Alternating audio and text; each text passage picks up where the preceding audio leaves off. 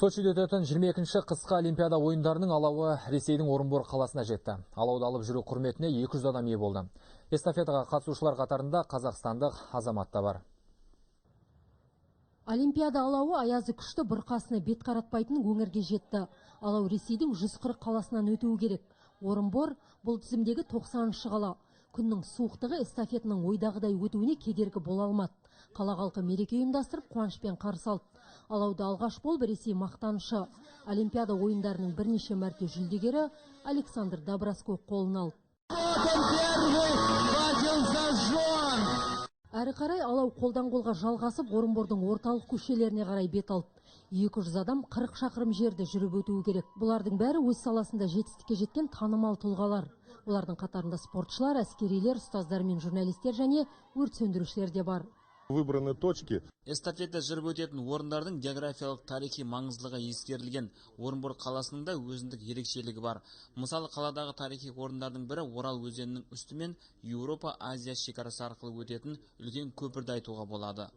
Алау ұстау құрметіне ие болған отандасымыз Қайрат Боранбаев Қазақстан-Ресей бірлескен кәсіпорнының дамуына үлес қосып отыр. Ол Қостанай облыстық бокс федерациясын басқарады. Қайрат футбол клубы бақылаушылар кеңесінің төрағасы. Көршілес екі елдің арасындағы достық, әріптестік, іскерлік қарым-қатынасты дамытуға үлес қосқан үшін құрмет орденімен марапатталған.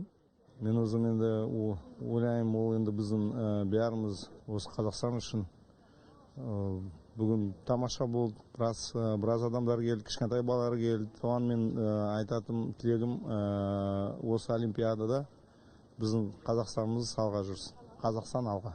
Қазақстаннан келген қандастарын қолдау үшін Орынбордағы қазақ жастары көп жиналды. Арай және Жас қанат қоғамдық бірлестіктерінің мүшелері осы жерде жүр. Қала тұрғындары да эстафетаны қызықтау үшін көшеге шыққан. Біздің қалада бүгін үлкен қуаныш.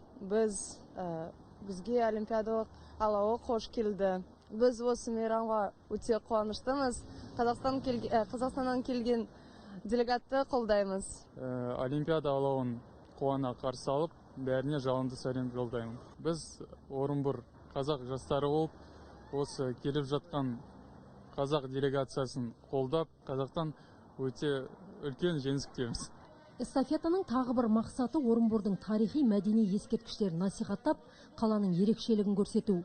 Керуен сарай, кеңестер үйі, Пушкин ескерткіші мен Еуропа-Азия көпірі эстафета өтетін жолда орналасқан.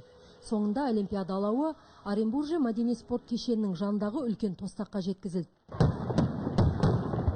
Сочи 2014 қысқы Олимпиада ойындарының алауы Самараға жол тартты. Алау ақпан айына дейін Ресейдің тағы бірнеше қаласын аралайды. 65 мың шақырым жерді жүріп өтіп, 7 ақпан күні Сочи қаласына жеткізіледі. Ақсәуле Байменшина, Елена Устимович, Болат Молдағалиев, Ресей, Орынбор.